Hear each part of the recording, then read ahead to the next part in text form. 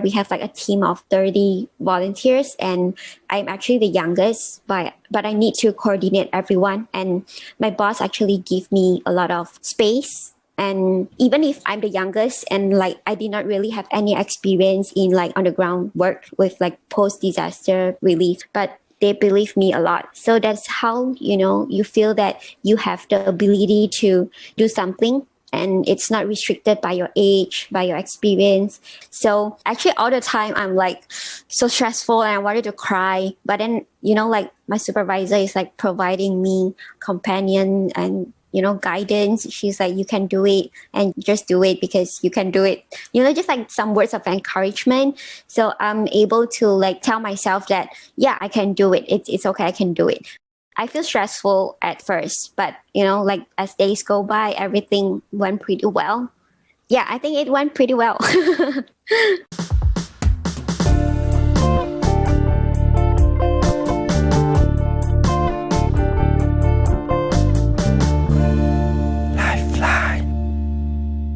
Hello everyone, my name is Din Long and welcome to the podcast Lifeline. In this podcast, I will interview people who are having a positive impact in their community and have a strong message that deserves to be shared. We will dive deeper into their journey becoming a change maker, and hopefully you can take away some insights for your own journey. And please do subscribe to Lifeline on YouTube, Apple Podcast or any platform that you are using. And also you can share this episode with your friends if you like it. It's really what helps me the most. In today's episode, you will meet Yee Siang, or Ashley, who is a youth and environment advocate from Malaysia. She's passionate about building youth communities for sustainable development, and she's currently serving as the youth representative to the UN for Buddhist Tzu Chi Foundation while coordinating their youth empowerment program in the Republic of Sierra Leone. Her story is a great example of youth empowerment, as she managed to connect with her inner power of action after a long journey volunteering, studying abroad, receiving trust and accepting responsibilities at work, setting self-discipline rules, and inspiring other young people. She shares her passion for the environment, for the climate, for life sciences, and most importantly, for badminton and French fries. So enjoy this happy episode and see you in 1 hour. Cool. So hello, Yee Siang. Welcome to Lifeline. Thank you for the quick crash course on how to pronounce your name just before we started. No problem. You are also being called Ashley, how I saw in a few events, but we'll come back to that anyway. No, I'm so happy to have you on Lifeline podcast today. I always remind people who are listening how I know the guest, if I know them. And I think for us, it's a funny story. So it's funny because I also interviewed Raid, who was in the panel discussion, if you remember him. So basically we were having this panel discussion of Peace Boat so it was during the Asia Pacific Climate Week. And I had to leave straight away after the panel because I was late for a call.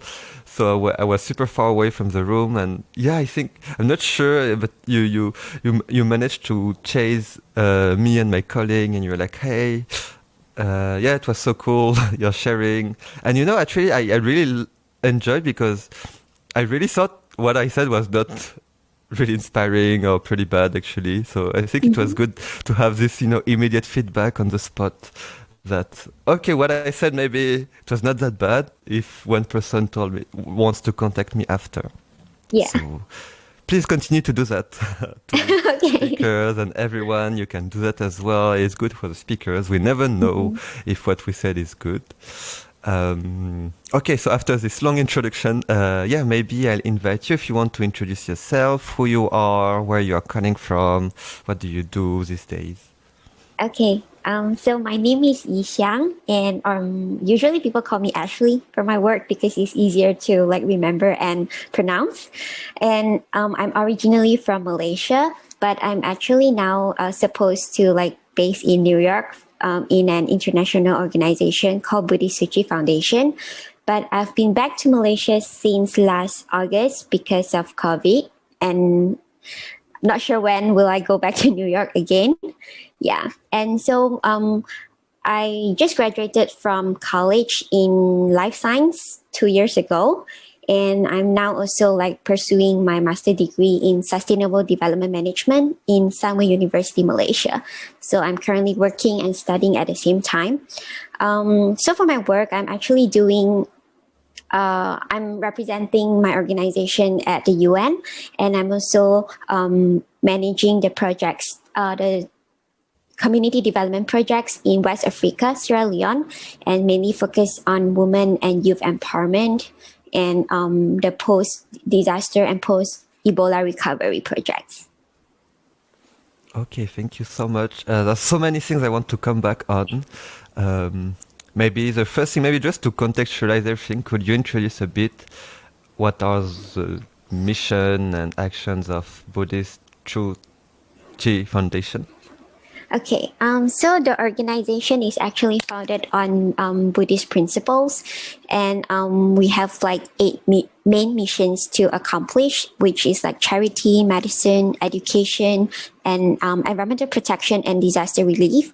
And the organization now is active in more than 100 countries.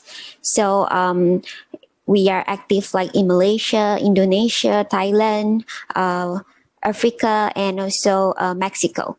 Yeah.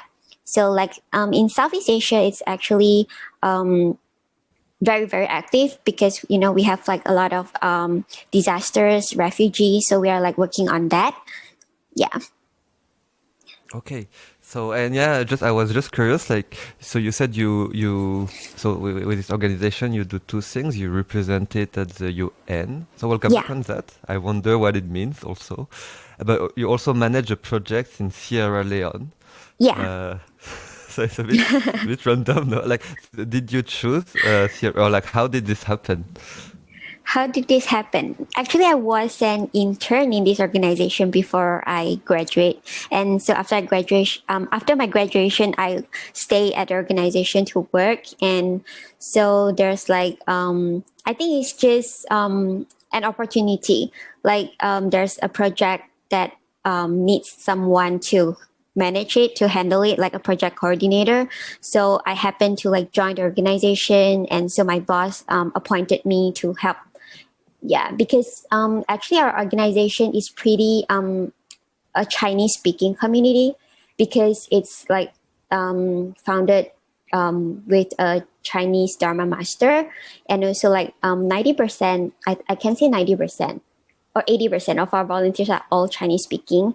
And because I'm from Malaysia, I can speak Chinese, I can speak English. And so it's, I think, so my boss seemed like, she thinks that I'm a good fit to this position to handle it. Yeah, I think that's why. So I got the opportunity to like do things over there. Okay, no, it's interesting. I didn't realize that it was 90% Chinese speaking.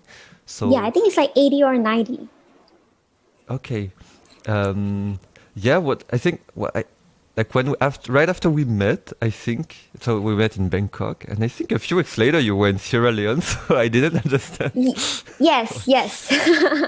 So this is why like just now you mentioned that I'm representing the organization at UN, and I'm also managing the local projects in Sierra Leone. So like representing is just mean that when we have like meetings at the UN or some international conferences, usually my boss will send me and my colleagues to like attend the meetings, to learn and to network with others. And so like while I met you, I just finished the meeting and I need to like go to Sierra Leone for my another work. Yeah, so it's like continuously. So yeah, actually now it makes more sense, because you said the project in Sierra Leone is about youth development, youth empowerment as well, right? Yeah. It's not what you studied, or it's not, I mean, you were also doing youth empowerment work before? Or is that also it's the project in Sierra Leone and you are learning about that? Yeah, I'm actually I think I'm learning while doing, because before when I was still in college, I'm not really into the youth empowerment or SDG related thing. I just started when I was like interning with the organization and work. So I can say that my experience is still pretty, not that much. Yeah, it's just like learning, still learning. Okay, cool. No, so yeah, just we will come back to all of that. Before, I really want to hear about your childhood. So it sounds like a random question, but just because you just mentioned, yeah, you were not really into youth empowerment and SDGs before. So I really wonder, like, really want to understand the progression, because I've seen also. So yeah, you're very difficult to stalk online. That's not. But Really? yeah, it's difficult because. But I I'm found pretty your link. active. Yeah, no, I found your LinkedIn and Facebook, and I found a few events, and I found things. But like for example, the video "Use Voice for Climate Action." It's so difficult to find. But I found it. You need to write your Chinese name and English name and use Google. Yeah, I because most don't. of the stuffs are in Chinese, I think, for mine. Okay, Yeah, so it's more yeah, in Chinese. I found what I could find. But no, because now you look so active. I've seen you are like the WWF ambassador. You did this Youth Voice for Climate Action. You represent your organization at the UN. And from what I see on your Facebook, it's only related to SDGs. Oh, I think, yeah, I was just to name drop everything. You're also the ambassador of Teach SDGs. So, right now looks like SDGs is really everything in your life. So I wonder, like, I don't know, when you were young, yeah, I don't know, where did you grow up? Did you have any childhood dreams when you were younger? Yeah, sure. So, I'm actually the only daughter but I have like two brother siblings. So I think I had a really happy life that I didn't know that inequality, like gender inequality or social inequality actually exists. So I grew up a lot, like, 15 years old and something, and I just realized that there's so much disasters happening and inequalities happening around the world. Yeah, it's only when I was 15 years old, but before that I like the world is a happy place. Yeah, and so I started to join the organization like as a volunteer, a youth volunteer. So I started to realize that climate change is happening, environmental degradation is happening. But then I did not really put myself into an angle which I think I could save the world. Yeah, so I actually dreamed to become a professor at university. Yeah, and I actually majored in life science before, so I used to love to like do experiments, research in the lab, like doing clinical research or like gene and something like that. Yeah, but when I start to in my third year, I start to get an opportunity to intern in the United States. So, and my parents are always very supportive of every decision that I make. So I don't really like get, like being stopped, even though like United States far away. And I actually go overseas to study myself too. So I'm like I think I'm very lucky, like parents are very supportive of everything that I'm doing. So I just like got into the internship program and only learned about sustainable development goals when I was, I think it's 21 years old, 22. Yeah, it's pretty old already that time. And I'm 26 this year. So it's actually it's still a very young journey for me. But then I realized that this is actually what I want to do. And I feel like my life is like to improve I can say like in bigger words, I think that saving the world is my mission to do. And that is why I live for. Yeah. So I never changed my goal afterwards. Yeah. Wow, no, that's cool. Um, like to come back at when you were 15, what happened at this age? Like, how did you realize that the world was not such a happy world, or how did you realize all of this? Yeah, because when I was 15 years old, as the youth volunteer, we actually have a lot of events like visiting the elderly home, the nursing home, and also we do a lot of like environmental protection work, and then maybe they will give us to watch some videos about like the natural disasters that are happening around the world. They will like provide us the information all the time. So that's how I realized that the world is not just what I've seen. So I think it's also a moment when I actually opened my eye for like a globalization level thing, because before maybe I can see only what's happening at my home, at Malacca, at Malaysia, but not the whole global context. Yeah, so I think that's a very important learning for me. And when you volunteered, it was with Buddhist Tzu Chi Foundation at 15? Yeah, because my both of my parents are also the volunteers for the organization, so they have like they love to send their children to the same organization because they have like classes for the young people. So I'm like, just go there and learn together. That's how I really get involved in the work. Yeah. Okay. Um,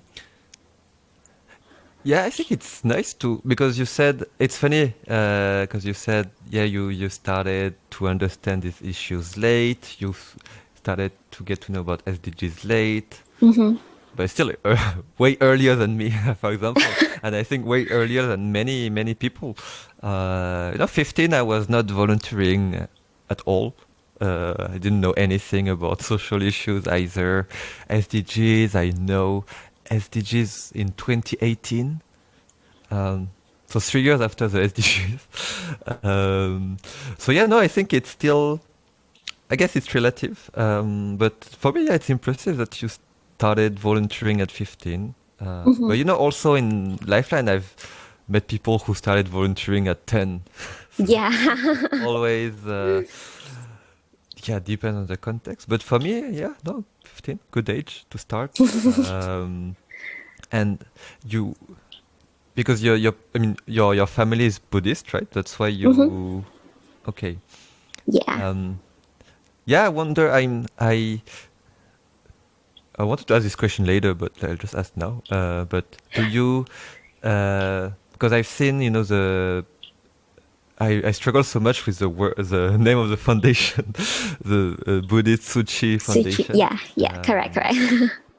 Now it's based on some of Buddhist.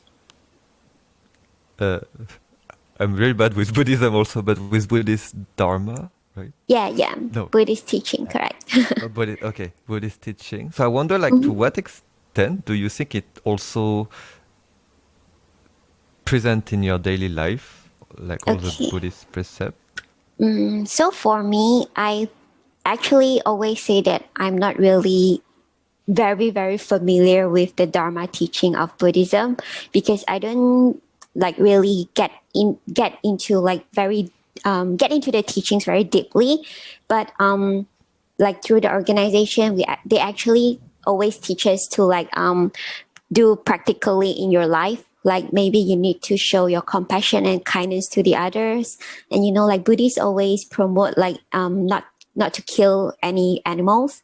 So I'm actually also like a vegetarian. Like I adopted, I think 3 years ago for now. Yeah. So I'm always just trying to do the practical things instead of the Dharma teaching, the Dharma learning side. Yeah. So yeah, I think that's how I really put the teaching into like practical. And I wonder, like, has it been, for example, when it comes to vegetarianism, to being vegetarian? So you said it started 3 years ago. Well, I'm wondering, like, was it something you thought about? Like, I mean, do you think consciously about how to put the precept in practice, or is it you have it in mind and it's not really conscious No, until? yeah. I this is actually pretty interesting, I think, because when I was 15 years, I actually in this British organization for like more than 10 years already, but I started to being a vegetarian only 3 years ago. So when I was 15, like I first joined, they always show us like the videos of animal slaughtering, right? Because you could see like the animals are so pretty. But I tried to become vegetarian because of the videos, but it did not last more than 3 months. So then I stopped trying. And just 3 years ago, I happened to realize that the issues, like I'm very interested into the climate change issues. So then I realized that like agricultural factory farming is contributing a lot of carbon emission. And actually that is why I suddenly decided to like stop eating meat immediately. So like today, maybe I'm reading something about this, and the next day I just stop eating meat immediately, and until now.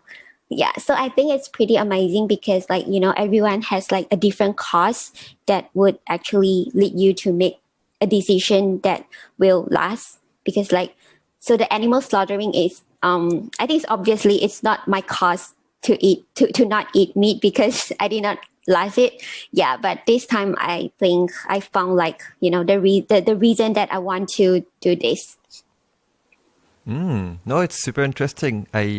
For me, when I reflect also on my climate change awareness, I felt like, I've always heard about climate change, etc. So I guess the awareness was there, but I never connected with the issue until 3 years ago, maybe 2 years ago. I think it's really about connection. I mean, because you also, in your case, you were seeing all these videos at 15, but Yeah. it doesn't mean you connect with the issue at 15. And Yeah, exactly.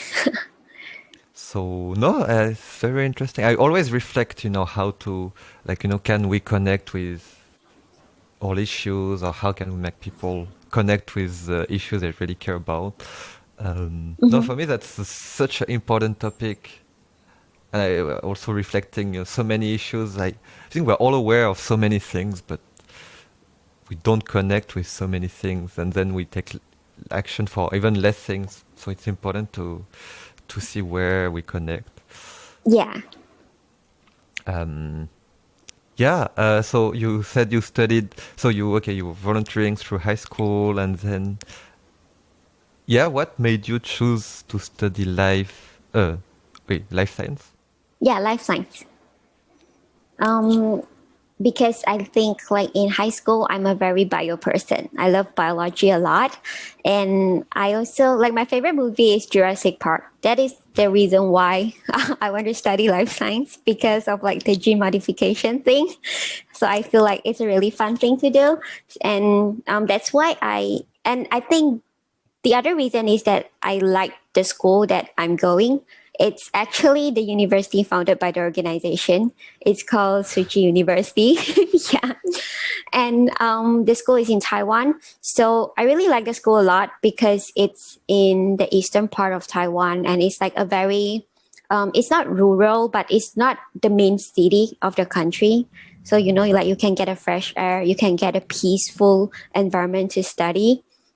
And also the schools like provide a lot of opportunity for the students to like have like international internship or have like different charity events. So I feel that is why I really want to like study life science and go to the school. And the school happens to like provide the course that I wanted to study.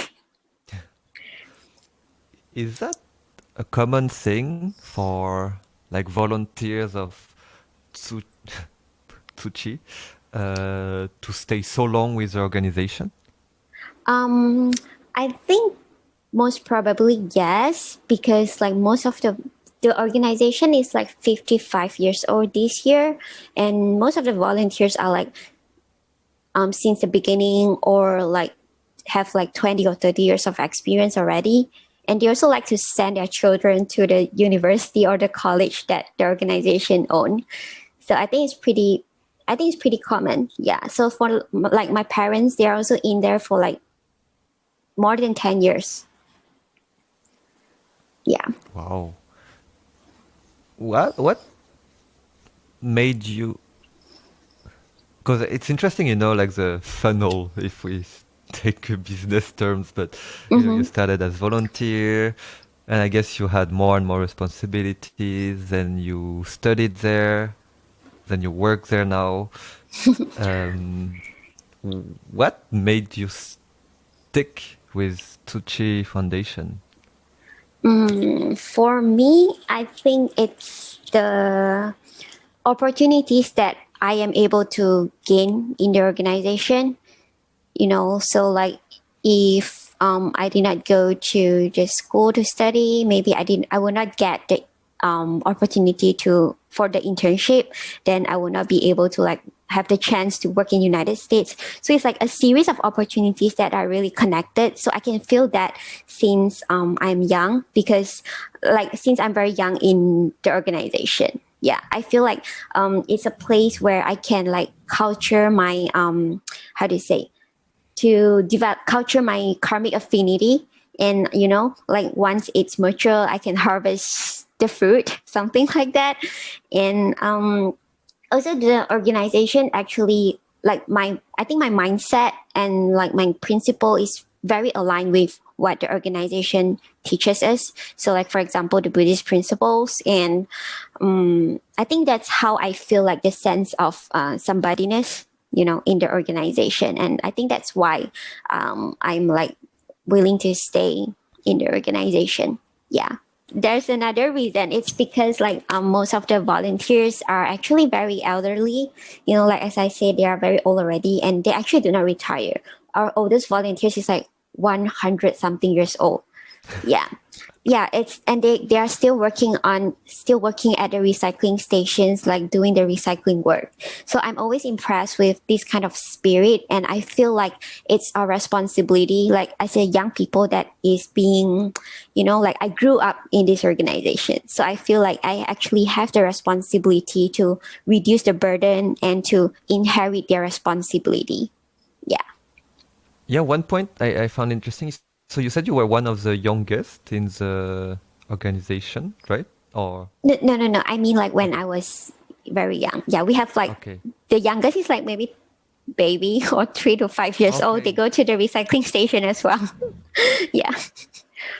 No, but it's funny. I think it's a good, when you have such a strong organization and the parents, like all the generation are there. You send your children, Mm-hmm. who will send their children, who will. Well, I'll stop there. But you see what I mean? It really means that the organization like really works. Because like, I mean, really, it's so powerful. I mean, so strong. I mean, it's impressive. Mm-hmm. Um, I wanted to ask a question. I forgot. Uh, okay, it will come back. Um, okay, wait. So before I have a random question I always ask to Malaysians. Mm-hmm. How many languages can you speak? I'm But always is impressed. is like the different dialects considered as a language? Yes. I can speak Chinese, English, Malay, Hokkien a little bit, Cantonese, like five maybe. Oh, I can speak a little bit of Creole, the Sierra Leone language. Oh, A little bit, yeah. So like six. okay. Cool. No, yeah, just I'm always. Yeah, I think the average language spoken by Malaysian is like 4 or 5. Yeah, it's always like more than three. Yeah, no, it's so impressive. Okay, I got my question. Yeah. So yeah, another thing that I found very interesting is, I mean, I said it, but the fact that you stay so long and people stay so long. Because like our generation, I'm 27, so our generation, we don't stay in one place for 10 years. Mm-hmm. We'll 6 months, 1 year, maybe two, and we'll move on to another 2 years. It's rare to find people who volunteer to stay in different levels in one organization for such a long time. So I think it needs to be highlighted. And I wonder if it's something in your life as well. Like I whether it's a conscious or unconscious mindset, but you take time to do stuff. You're not in a rush. Does it Uh, does it make sense? Or um, it's not really the case? yeah, I understand. But actually, I think like because I started as a volunteer and now I'm like volunteering and also working in the organization. But like what you say, like young people not going to like stay in a place for very long, and that happens to me also actually. So my plan is not really to like stick into the organization, but like as a staff, because I think I have like I wanted to like try out the other like how the other organization work. So I'm actually always like planning to get the other job opportunities at other places. But but I'm certain that I will continue like my volunteer work through the organization, because I think it has like a very complete system of how you deliver the assistance and to the people that are like underprivileged. And I think I have like a pretty how to say, like a good relationship with the organization. Like I have my feelings to it that I don't really want to remove from my life. And so like especially after my experience in West Africa, Sierra Leone, yeah, it got me like, oh, I would want to like stay with this work forever, something like that.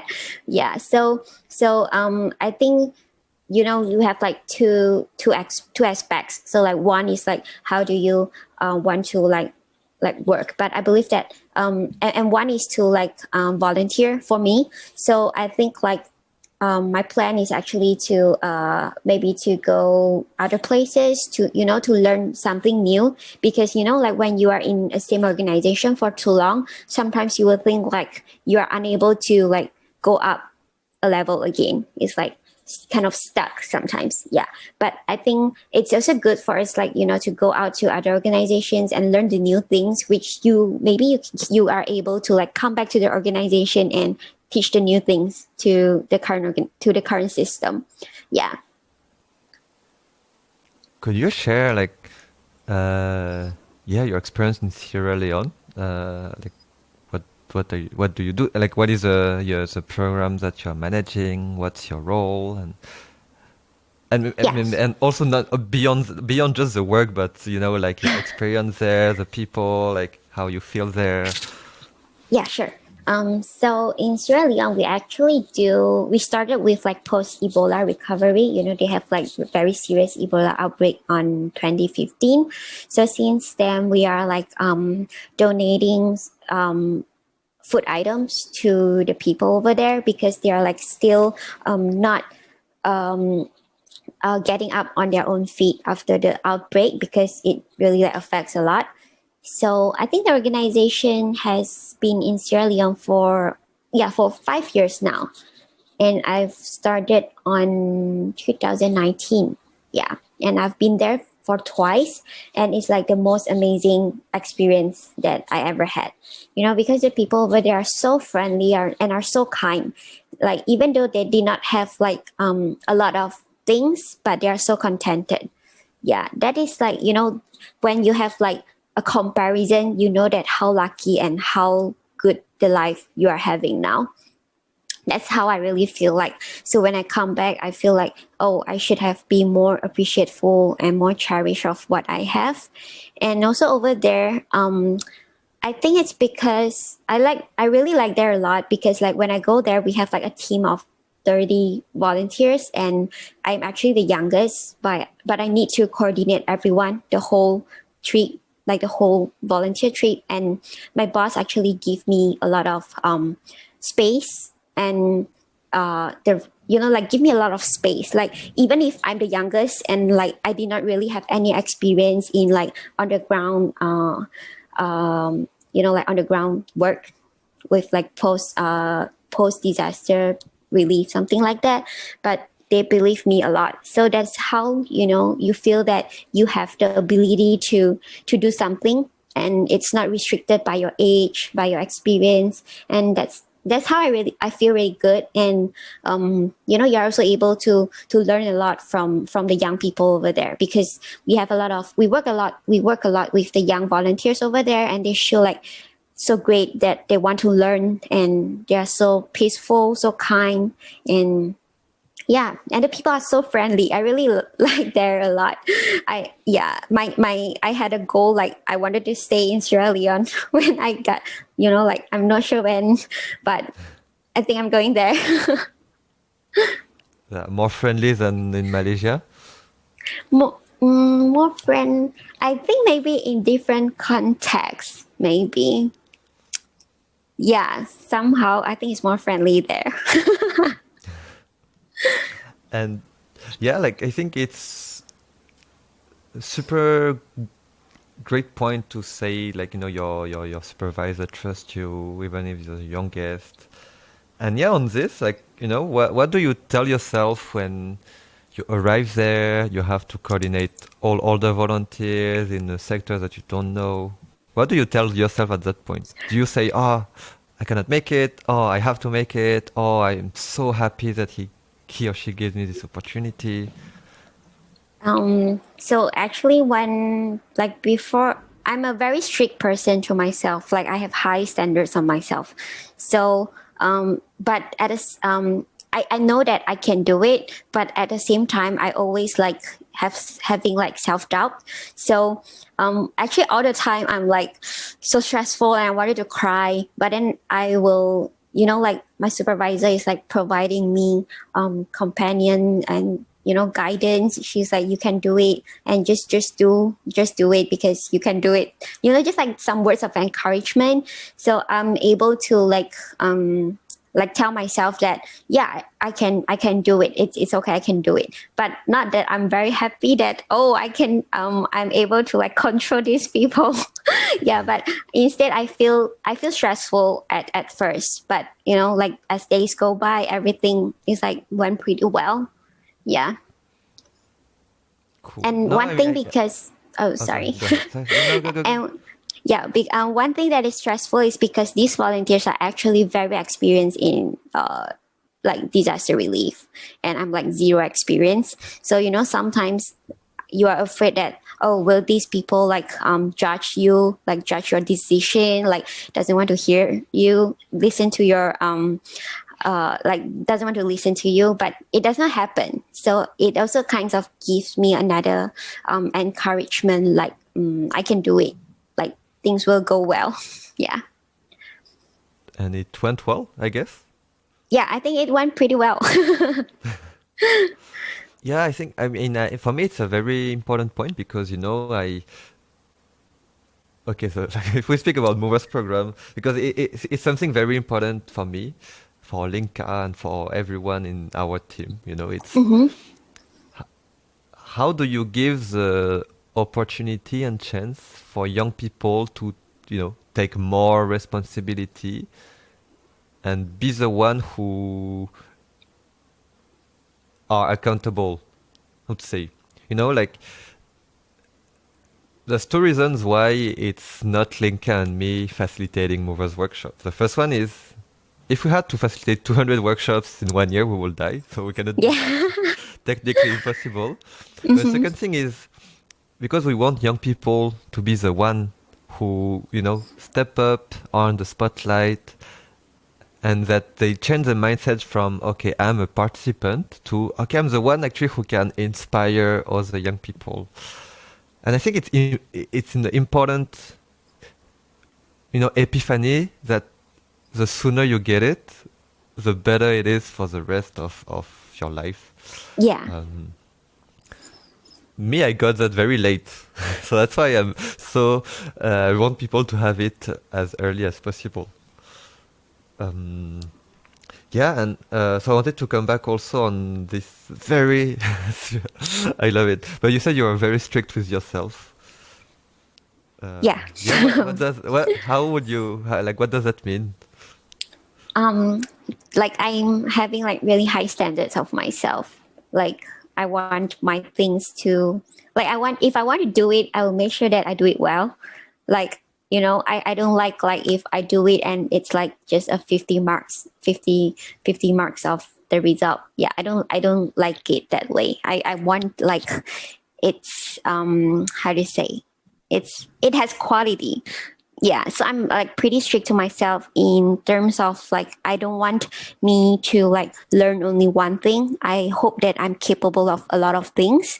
Like I want to make sure that I can work at the same time, but I can still continue learning at the same time, and I can still do some charity work at the same time, and I can still make sure that I'm healthy at the same time. Yeah, so I'm always like pushing myself beyond my limit actually. But I think it's not a bad thing because like having a disciplined life is actually helping you to get yourself more prepared for another doors of opportunities that might have come to you afterwards. Yeah. Does it mean like you are, I mean, do you think like this? Have you always thought like this? Yeah, I think I always be like that since I'm in high school. Yeah. Something happened in high school? Or No, I think I just I'm not sure why, but maybe my mom, because like when I was very young, my mom just told me that like because like to be my daughter, you need to be very independent, and that's how I really like become. I have two brothers, but like in Chinese families, like modern families, people will always like say that the girl is always the one that gets more love and attention. And the boys maybe like just simply raise them and they will still grow well, something like that. But in my family it's not that case. I feel like my brothers are always protected, but not me. I think this type of education and the mindset that my mom gives me actually helped me to become a disciplined and independent person. Yeah. so you are always first in class ever since high school? No, sometimes first, sometimes second. How Second. do you feel when you are second? Are you okay, or does it make you angry? No, I was not angry because I always feel that I did not perform better than the others. Yeah, even though sometimes like I don't really have self-confidence actually. Yeah. So even though I do really well, sometimes I still feel that I'm not enough. That's why I work so hard, I think, because I keep feeling that I'm not enough. Yeah. Hmm. And And okay. like even if I get second, I think I deserve it because how much you give is how much you get, right? So I think maybe like if I get second, that is because I just contributed what I deserve second. Yeah. So Do work you harder next time.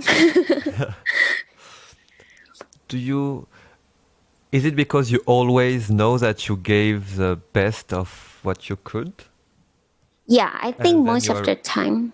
yeah, okay.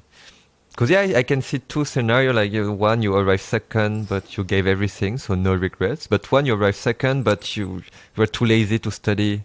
Then you can tell yourself, "Oh, I could have been the first."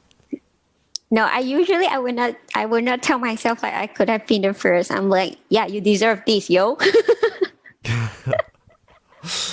Okay, and I think one word that came many times in the last 5 minutes was discipline. Hmm. That you linked with being very strict with yourself. Does it, like, do you have special rules for your own discipline? Like, I mean, how does it show in your life, the In fact my of being life. disciplined?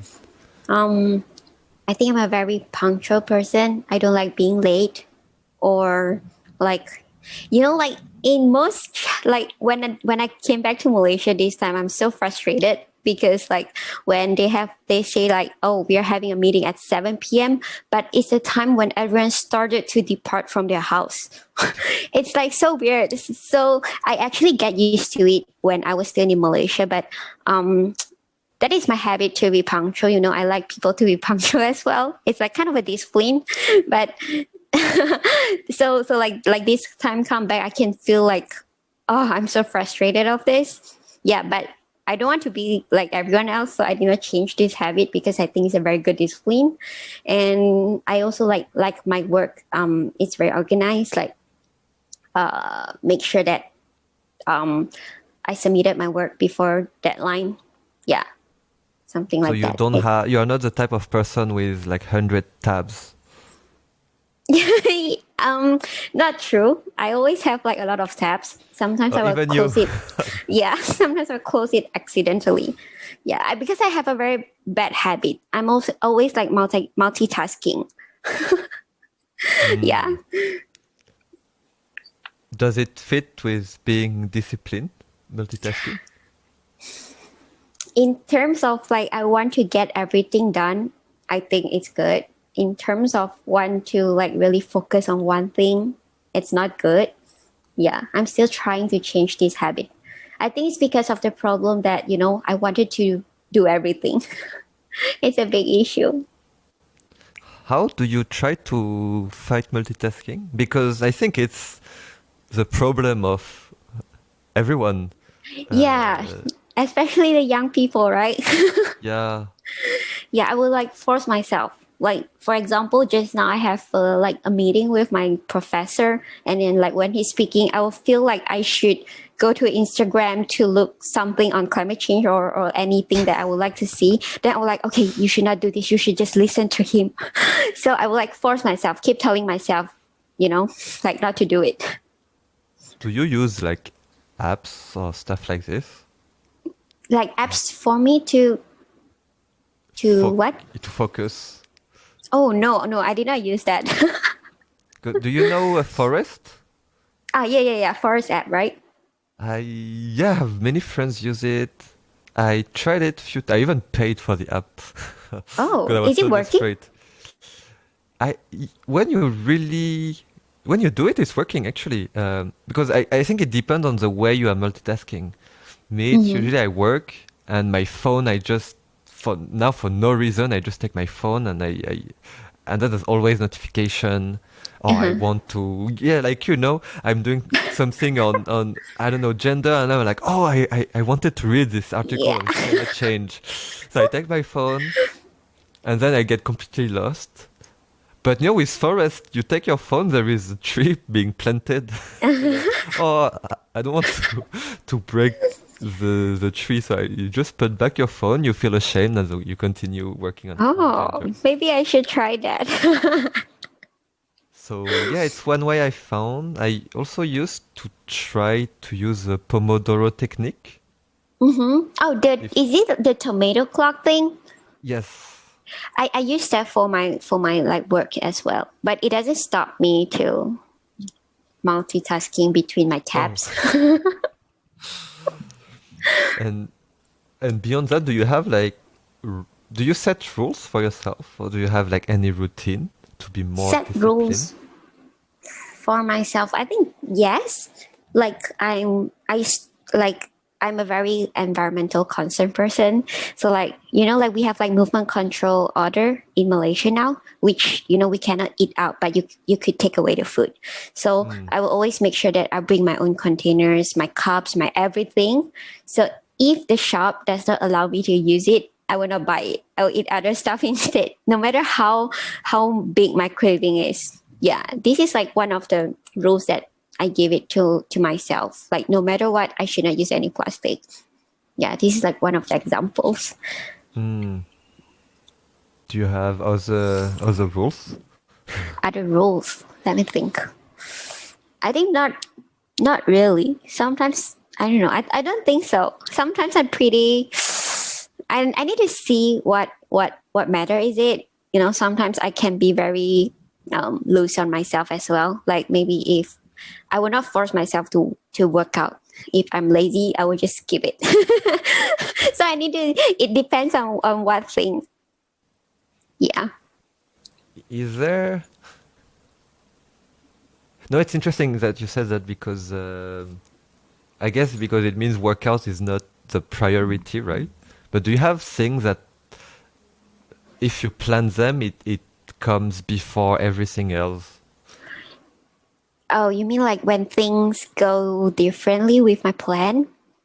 No, like for example, I'm reflecting a lot on work-life balance. I mean, for a long time, and I never struggle. I mean, unfortunately, I never struggle with work-life balance Uh-huh.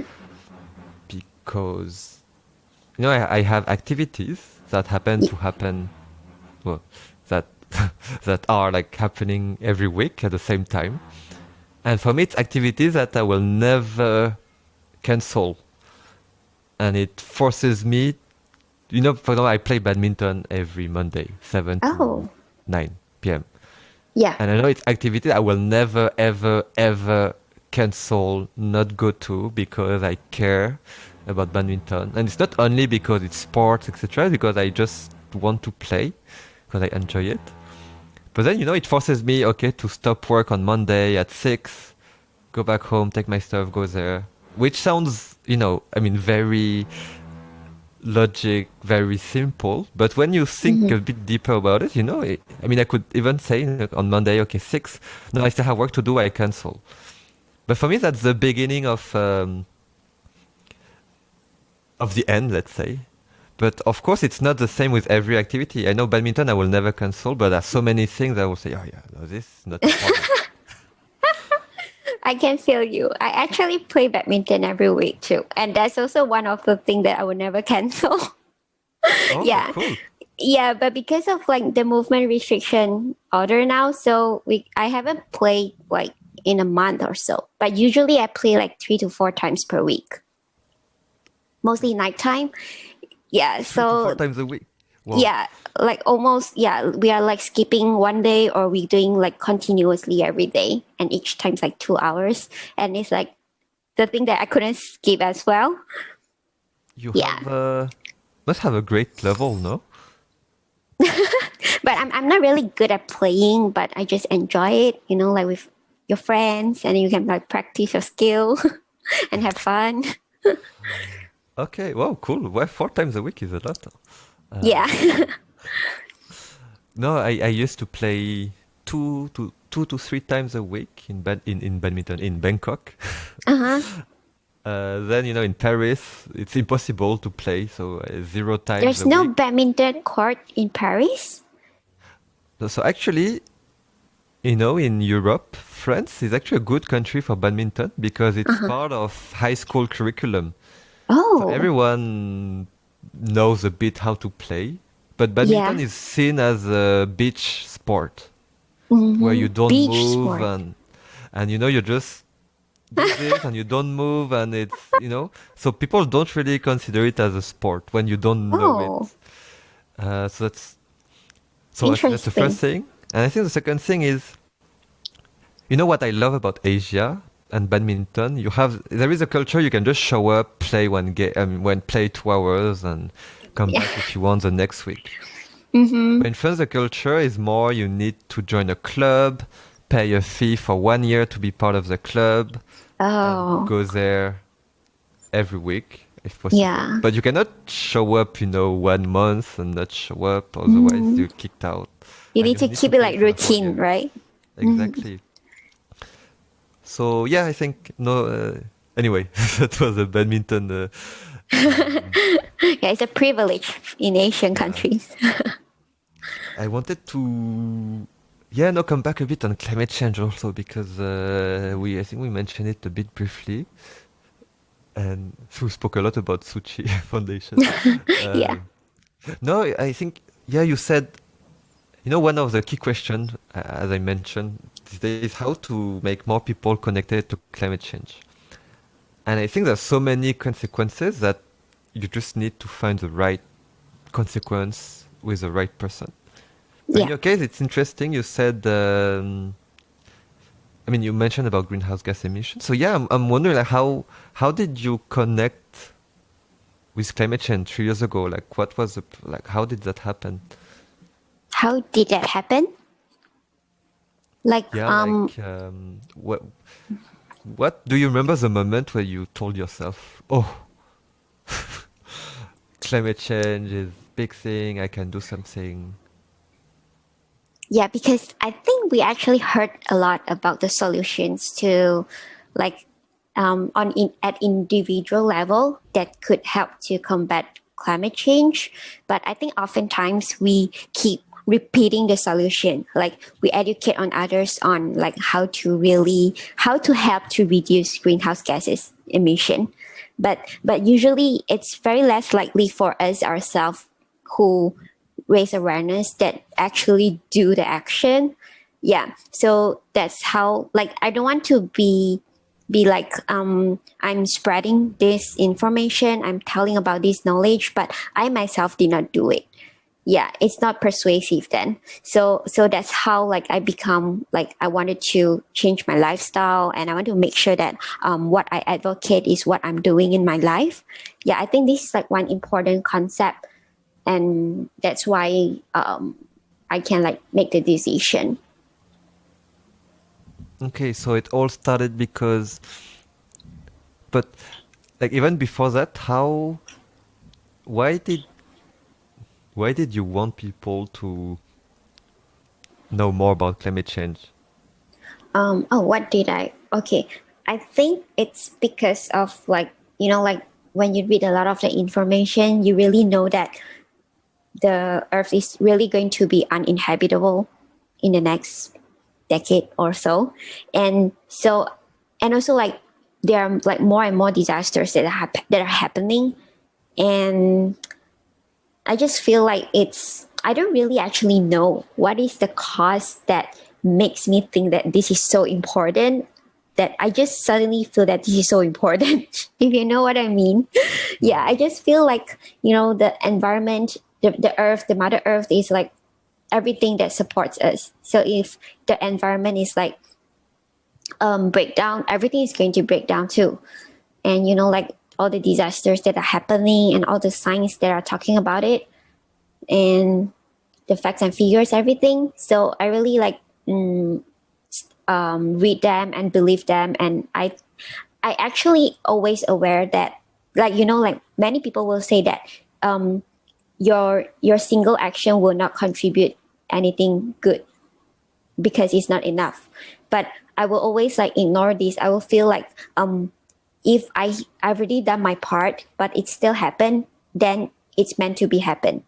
But at least I did not do wrong. I'm doing like at least I did my part already. Yeah. So I never like when someone is trying to like trying to tell me that what you do is not enough, it's not going to work, the world will still end anyways. I know that actually because like according to the report, we always know that like systemic transformation is far more needed than individual action, something like that. But I just think that we should like do what we could do. Yeah. Is that, or maybe it's totally not the case, but when I hear you speaking, makes me think of the concept of karma, like do the right thing and well, actually, I'm not. Just makes me think of karma, then I will not be able to explain why. But is that somehow related, or not at all? Um, I'm not too sure if, because I never think of that part. I never think of like karma on, actually, but maybe it's somehow indirectly or like without my consciousness is it actually linked to maybe, but it kind of makes sense. Yeah. Okay. So I hope I open the question. You'll think about it, and you can tell me. Okay. Yes, it was related to karma. No, not at all. Okay. Uh, okay. Yeah. So no, I think I mean it's yeah for me. Yeah, like how to relate, from all the climate disasters, how to relate to your personal level. I think it's the key challenge for me, also for young people. But no, cool. Thank you for sharing. So that was during your college, right? This all of this. Yeah. Okay, When I was it's still in funny my because college.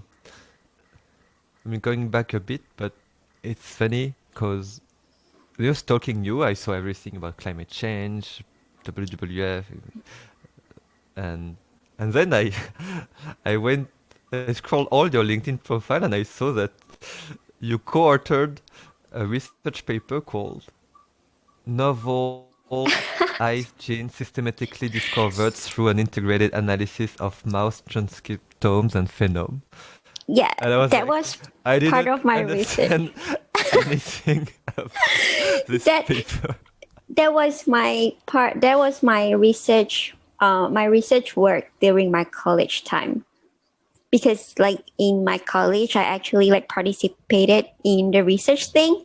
So like helping out my professor to do some research, and that's how we have the document on my LinkedIn. Yeah.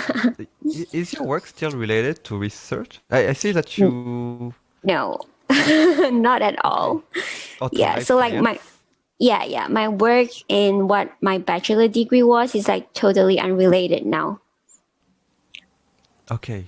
Hmm. No, I mean, which is... I mean, for me, it's good, right? Because you shouldn't let your college degree also determine the rest of your life. Yeah, Um, sure. and your master's, what are you studying now? I'm studying sustainable development management. Okay, so a bit more related. Yeah, it's more related now because I think like I'm lacking of like a professional uh knowledge, on this issue, which I really want to do for my life. So I just decided to start. I just started this January. Oh, okay. How how do you manage now that you have a work, a master's degree to study? Yeah, I'm pretty tired recently, but if this is what I plan to do, and I should bear with the consequences. And I'm still doing fine because the work is on like Monday to Friday, and the classes are on weekends. Yeah, so it's still Okay. separately.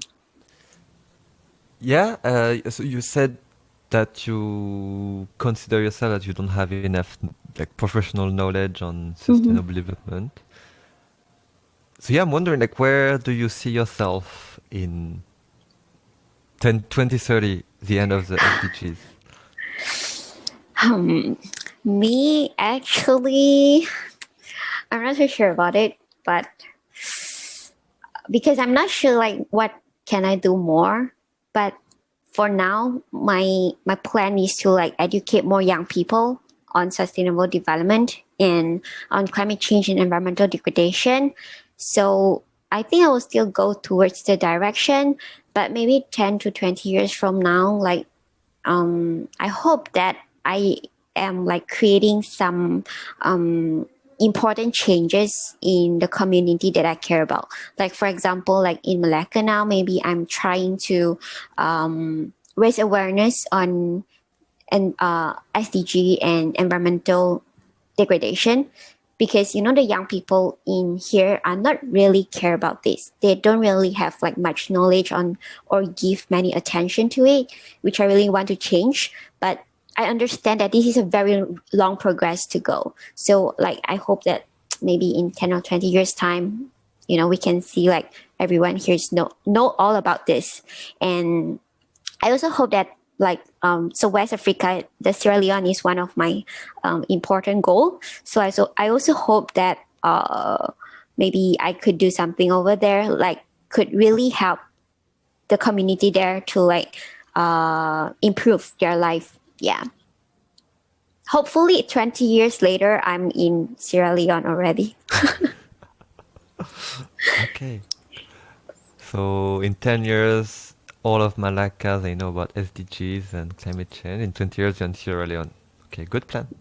Um, okay, I have to, but you should definitely join the Movers program. Okay, this end of the brackets. We can speak I more will about I it would yeah, I later. would tell about you about it. I will tell you about it later after this. Perfect. Um, okay, I have one last question about your past. Then I have a lot of, I have a few more questions about the future. But yeah, one question I like to ask is, so now you are 26. Imagine you can go back a bit in time and you can meet the Yee Siang of 18, so right Mm-hmm. before you move to Taiwan. Yeah. Uh, would you want to tell her anything? And if yes, what would you tell her? I will tell her that you should go to Taiwan. um, what should I tell her? Let me think.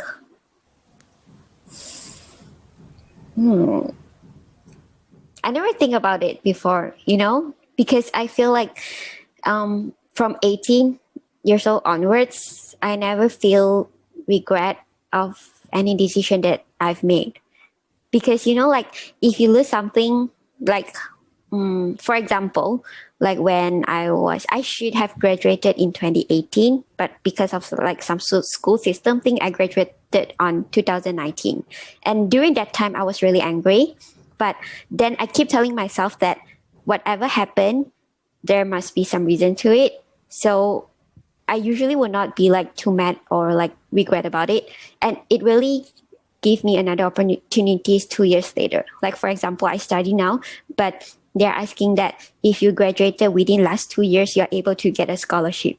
So if during that time I keep asking for school to let me to graduated on 2018, I will not be able to get scholarship this time. Mm, Yeah, so like I have this very strong concept. Like I always tell myself, if anything happened, it happens for a reason. So I never like regret since I'm 18 years old. So I'm not too sure what should I tell myself. Maybe I'll tell her like, just do whatever you want to do. Yeah, that's a yeah, good advice. yeah. It's there is one quote that I always say in most of the episode, Uh-huh. which is, have you seen the video of Steve Jobs when he speaks at Stanford University? No, no, I did not. Okay, you should really, this is amazing speech. But Okay. basically he explained about his life, um, that how life connects backwards. I mean, you never Mm-hmm. know how life will connect, but when you look back, actually everything is so consistent and relevant and makes sense, and the dots are Yes. connected. And he explains this with the MacBook, not the MacBook, but the first Mac, because Oh. he was studying, I think in Stanford or whatever big uni, but he dropped out. But he still could go to some classes, so he Mm-hmm. went to study calligraphy. But at that time, he just wondered like how to design a beautiful poster. But then, I think 10 years later, that's how he designed the Mac using his calligraphy classes. And that's why it made the Macs, so beautiful, etc. But, back then he didn't think about it. He was just like, I want to know how to design a beautiful poster. I'm just dropping out. I don't care. I'll just go to this course. It's free. But 50 years later, he's like, this is a defining moment for Apple, for Mac, for my life. But you can just know that down the road. So yeah, I think it's interesting. Me too. I try to live by this. So many times things didn't Mm-hmm. go as expected. I'm so frustrated, so angry, but I'm like, it's okay. It just means that another path is open. It will Yeah. just lead to other opportunities. And any choice you take, you will have always opportunities anyway. It just depends how you react from that moment. Yeah, I agree with you. Cool. Yeah, so I have my final two questions that I always end with. The first one is very deep and philosophical. I love it. Um, but yeah, how would you like people to remember you or to know you for? This is a hard one. How do I want people to remember me? Mm, let me think. I don't know. People usually remember me because of my smile. Um, I hope that I just hope that maybe someday people will remember me because of what I contributed to the world. Like it's something good, not something bad. And just remember that I'm a very happy person. Yeah. I can't think of anything else. Maybe I need some time for that. Okay, yeah, it's okay. If you have other ideas coming, you can let me know. But yeah, happy person. Yeah, no, that's true. Now that you say it, no, uh, I mean that. Yeah, why are you? No, Why am I so happy? I don't know. I'm just like a very, like outgoing, happy-go-lucky person. But I cry a lot, actually. But like the next day I wake up, I'm still the happiest person on the earth. You cry a lot Yeah. because of.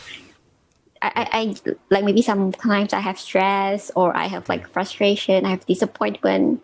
Yeah, I cry really easily and there's like a lot of tears from me, but I can still be a very happy person. It's kind of weird, but that's me. No, but I mean, it makes sense. You just said, you don't really have big regrets since you are 18, and because you are like quite optimistic. Yeah, I mean, it makes sense with the character, right? yeah. But I will still break down. Like after I break down, I will like cheer up myself very quickly with all those positive vibes. Hmm. Yeah. Do you have I don't know, are there when you break down and you want to be happy again, do you just tell yourself, yeah, it's gonna be okay, or do you do something in particular? I think sometimes it depends. Like after I break down, usually after I cry, everything will be fine. It's like I need to let the the negative things, like my tears, to come out, and after that, the positive things will refill again. It's like Hmm. a process of refilling. Yeah, I always call that like I need to refill my positive energy, something like that. Yeah, Okay, so it refills automatically when you defill. yeah. Okay, And I would that's like, yeah, I would like talk to myself, cheer up myself, and maybe sometimes I get some advice from the others as well. Like outsiders might see the things clearly than myself, so they hmm. will like provide very useful advices to me. So like no comfort food, ice cream. Yeah, sometimes fries mostly. Yeah, me too. French fries Yeah, all the time. My go-to food when I feel a bit down, I just order French fries and then it's okay. yeah, But I the worst, understand. it's when you're a bit down, you order French fries and the French fries are not good, and then I'm like, everything is falling apart. So you need to make sure you get a good one. Yeah, exactly. Cool. Okay. Final question is: how would you describe yourself in 3 hashtags? 3 hashtags. Oh my god, the questions are so hard. Describe myself in 3 hashtags. Malaysian. And another one should be environmental advocate. And the third one should be happy go lucky. Cool. That's a sentence actually. Happy-go-lucky environmental Malaysian advocate. Malaysian environmental advocate. Cool. Actually, you're the first person who said her country in the hashtag. Really? Yeah, yeah. Usually, what people say, I can't really think of anything. Yeah, yeah, more stuff like your second and third hashtag, like happy or, Oh, okay. connector, whatever, but never, never. Well, actually, it's the most obvious one. Yeah, I'm a Malaysian, right? Yes. Cool. No, and yeah, no, the final question, but where can people, reach out to you if they want to, or connect with you, or anything, yeah, that you want to share to people who want to contact you? They can find me on my Facebook or Instagram. I'm pretty active in both. And also, like, email me. So Do I need to like say out my email? Oh, I'll. Okay. People can find it, no? How? I don't know. Is it? Oh, okay. No, so you can say. Oh, you can send it to me, and I can put it in the notes. Oh, okay. Well, I think I have it already, so I put it. Okay. I'm pretty Actually, I active. tried to find you on Instagram. I couldn't find you. My Instagram is like double Y, then EESIANG, and the underscore, I think. Yeah, double Y, I think. I tried to find you. I couldn't. Oh, Did you find I me? found you. Oh yeah, environmental advocate. Yeah. But there's so many things to stalk here. I missed it. I share a lot of like some casual lifestyle. No, because I was looking for. I saw that you were live for one of the International Youth Day event by the UN. I looked for the live everywhere, and they said it was live on your Instagram. Oh, I couldn't find your Instagram. Oh, I think the video did not like save in archive. Okay. I think. Okay, so I was like, okay. Yeah. And I'm just like interviewing someone, so it's really nothing. I think Okay, in most of the videos you found, I might be like only the moderator or like interviewing someone. Okay. No, I just found the Youth Voice for Climate Action and the podcast of Buddhist Tzu Chi Foundation.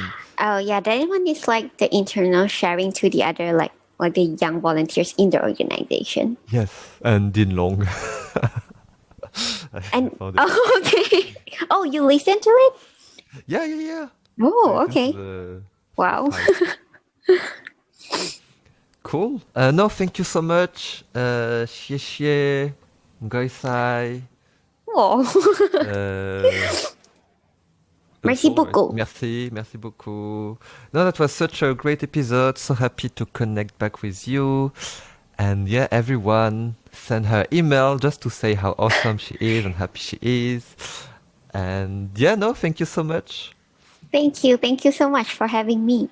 Congrats for listening until the end of this episode. Of course, to best support Lifeline, you can share this episode to 2 of your friends and subscribe to the next episodes on any platform. See you next time.